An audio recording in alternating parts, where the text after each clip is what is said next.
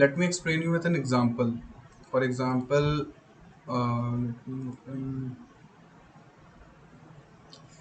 let me open a new Python file. Now there's a banking system. Fine.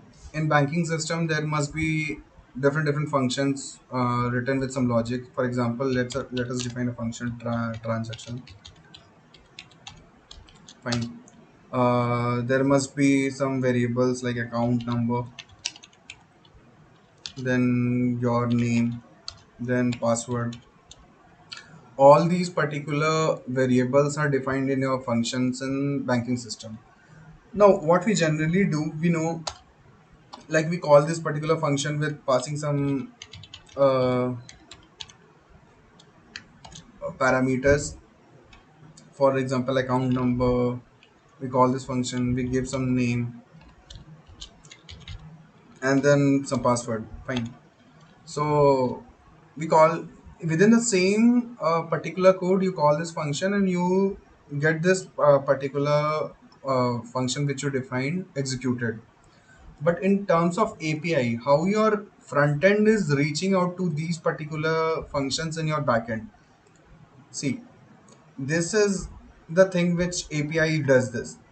Actually, your Google Pay or any Zomato or Swiggy, whatever you order something or whatever transaction you make on Google Pay, you pass some user credentials, you pass some name, you pass some password, and that particular thing is passed with the help of UPI. A request is generated with the help of UPI, and then this particular function is invoked. And after validation, like with the account number, the name, password, all these things are validated by your bank system if it comes to be, and some logic is written inside this particular function.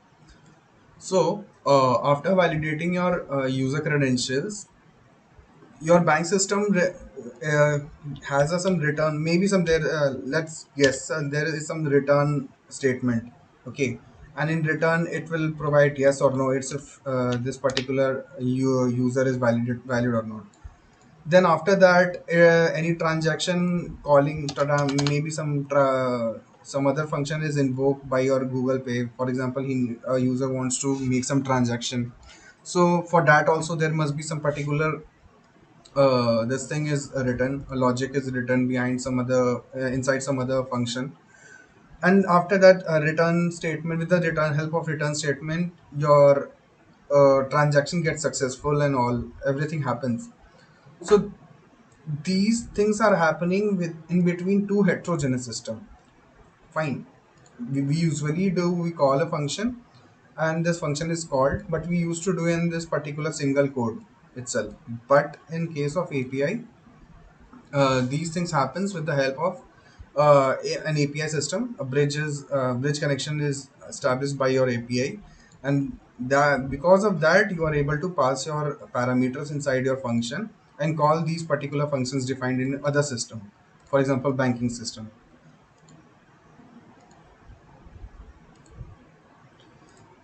So similarly, like some functions must be written inside your Google Pay also, which will call the above function, this particular function, to get the validations approved for a particular user. And everything is bound in some functions. Everything is bound in some functions in classes. Nothing is like without function in classes, you can't move ahead with your coding. So if money gets deducted from bank, then a function should be written in your Google Pay also, so that it reflects the bank balance after deduction. So there must be a function written inside your Google Pay system as well, with different tech stacks. So everything is written inside a class everywhere. Everything, like in this particular banking system, these particular functions are written, and and Google Pay, some different functions are written for the reflection purpose, for the requesting purpose. Every request that are made by your Google Pay is also written in functions. So nothing is possible without a class or a function for the API to work. Now, I think you must have gone through my previous video where I explained about MongoDB and Python. They both are different system, as you know. MongoDB is nothing but a NoSQL database system, which is having a complete different tech stacks. Those programmings are completely different in language. Maybe they're maybe completely written in some other language, and your Python interpreter is written in some other language. Your Jupyter, even your Jupyter is written in some other language. Then complete different tech stacks. So whatever you write in your Jupyter, this is not compiling here itself. Whatever you write here, a connection is established between your Jupyter and a Python interpreter in your system. Without a Python interpreter, you can't install your Jupyter and work with move ahead with writing code in Python. For that, you must have a Python interpreter already installed your in your system. So Jupyter is nothing but it's a kind of UI. It acts as a UI which connects your uh, code and validate this code on particular your Python interpreter, and then in response Python interpreter gives you output. Similarly PyCharm, similarly VS Code, Visual Studio Code, these all things are nothing but their UI with some extra features maybe in your PyCharm, some limited features in your Jupyter notebook. These are nothing but a UI, user interface, which makes you like makes you comfortable to work with your particular codes. And there must be some API system is there, like that interface is there, sorry, which connects your front end UI, this particular Jupyter, with your backend interpreter, Python interpreter. So everything which you are doing, you are connecting your database, you're acting, for example, you're submitting a form, any form on some site or portal, and after submission that your information gets reflected in backend. So these connection between your front end and backend, everything is done with the help of API only. Even you must have heard PyMongo. That's a connector you use to connect your MongoDB with your Python code, Python interpreter. So PyMongo is acting just like an API. You can just say it as an example that PyMongo is connecting your particular uh, what you say, your Python code with your backend database. So that's an example which you can relate as an API.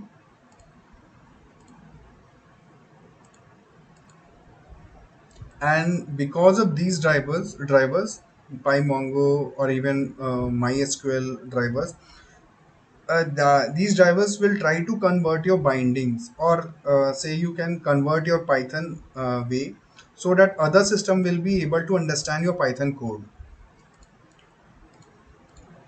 So it's all about API, such connectors are usually helping your particular functions in your front end to get it understandable by your backend system, and helps them to communicate with each other. Now you must have seen you import some modules or packages from your in your one of your Python code, and you are importing the same language module or packages from your Python, like pip install some module you import now. So you generally, this is a kind of easy way to import your these packages and move ahead. But if those are two heterogeneous systems which are having completely different tech stacks, as I mentioned before, we then need a API for sure. In general, in every click, there is some sort of API calls possible. Now you must be having a question like, how is this API created then? How is this bridge connection establishment is possible? How is this API works? So for that, there are frameworks designed that are used to create an API. Those frameworks are Flask and Django. So these are one of the frameworks these which provide us some functionalities. For example, you install SQL connector. It's a framework. Okay. which provide us some functionality like dot connect, which we use to connect to SQL Workbench. PyMongo gives us some functionality to connect with NoSQL MongoDB. So Flask also provides us some functions which helps in creating API. Django is used for API creation as well as UI creation. Let me show you one of my code where I imported that PyMongo.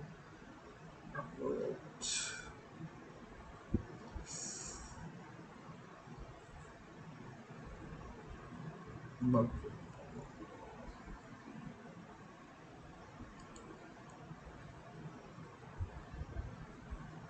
see, this code you must have seen in my previous video. I imported this PyMongo. This is nothing but a connector, as I have told you this thing in my before lecture. And you are able to see um, where it is. Huh. This PyMongo.mongo client. This is a kind of framework, actually we can say a framework, which is establishing a connection between your uh, database and your this Python code.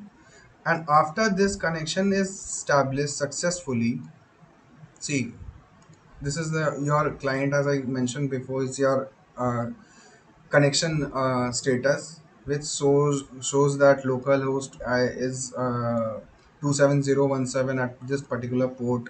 Your connection is established and connection is equals to true. So this is also acting as an API, your as an interface. It acts as a bridge between your particular Python code and your backend. And after that only you are able to create some collections and able to insert these records into your backend. Without help of this import function, this particular import, you are not able to proceed working with your backend data. So everywhere you can see there is a like bridge connection establishment, which is also known as API, that makes it possible to work with your we work your with your backend and front end as well, or any two heterogeneous system. Anything, any connection is means any two says homogeneous, as I mentioned, homogeneous and heterogeneous systems are like able to connect because of these particular connectors only, or some API systems. Now let us move ahead with these particular terminologies, that is SOAP and REST. So SOAP is if we go by its like letter by letter name, so it's a simple object access protocol, and REST is a representational state transfer. REST is an architecture, whereas SOAP is a protocol. SOAP and REST are procedures which theoretically exist. We can say means they exist theoretically, but practically it doesn't exist. That is, there is no such codes written in these particular behind this terminology. No such particular codes are there. Practically, it's not to represent in terms of codes. Theoretical, theoretically, concepts are there. What is SOAP and what is REST? These two ways of procedures are used to create an API. Like for the API creation only, these two particular procedures are used, and these API helps us to call functions in other language in other systems. So SOAP, as I mentioned before, SOAP is a protocol set of rules.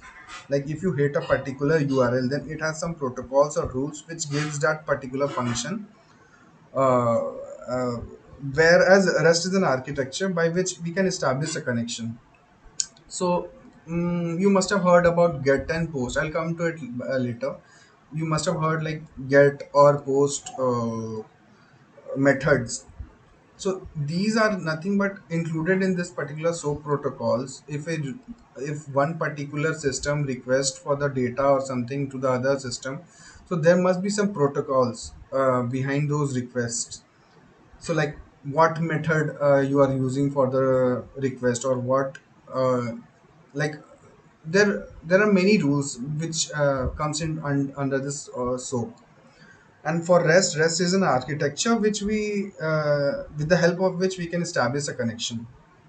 Nowadays we don't use SOAP protocol, rather we use REST architecture. SOAP are like used in older days. For example, banking system in older days, now it has shifted to REST, but initially around 2010 or 2012 year, sorry, they like use this particular SOAP protocols for the connection establishment. So Flask, also called as Micro Web Development Framework, Flask is completely written in Python and used to create an API. As I said, expose your function or expose other. Say, welcome to Flask document. You can get the documentations over here. Like if you want to go through what's a Flask, how is it, means in which tech stacks it's written, everything, each and every details you can find over here. So like as I said, is used to create an API, expose your function or expose other system functions to your systems. So this is the only with this particular framework Flask we are able to create an API. So it's very important. uh, Actually, we can say it as a tool which helps any two systems connections possible. So internally Flask is using two components, work framework, like uh, sorry, I'll it's actually work zoo, I don't remember actually. This is the uh, uh, spelling for that framework, used to call some functions or request other program to be executed. It creates an interface, just like connector between Python and database create an interface. So this is also a kind of interface which is used to call some other functions for from other system. And the other one is Jinja framework. So with the help of Jinja, you see, for you must have seen a portal web. Fine. When you click a button, then it calls some function at backend and it tries to show us a result. So Jinja is used to create templates. So for creating templates, Jinja is used, and for establishing a connection as an interface, Workzog is used. So both runs parallelly. So we'll not go into deep into these particular terminologies and their work culture, what like what how they work. You can, if you want, you can go through their documentation. Everything is written is provided in Google. Fine. Now, talking about this API. So, for example, you are validating a user with a bank. You must be using Google Pay. So Google Pay is passing your user credential to bank system. Even in response, bank system is providing some data. So sending these data are done in multiple ways. Example, first, search something on Google. Right, like I'll show you. You search something as deep learning. So yeah, here you are getting these many results. You have to see in 0.64 seconds. You are able to see these many results. So you just go to the URL where you can see your deep learning, whatever you tried to search, these got appended in your URL. See, deep is there, plus learning, and with some logic behind, or some what we can say, some algorithms written in the by Google to get these results in front of you. So Google will append your search in these URL as I said, and send the data to servers, request for those results. So whatever you search over Google, these these particular informations, whatever you get, is not present in your system, right? It's present in some other system that is known as servers. Like we are acting as a client who are trying to get a request and trying to get the response from some other system. So these particular informations are kept in other systems that are called as servers. So as I said, deep learning is like appended in your URL. This way it sends a request to a servers or systems in cloud.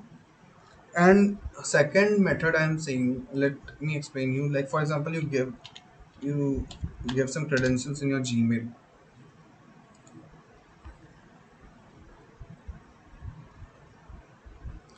Right now I'm already logged with my account right now.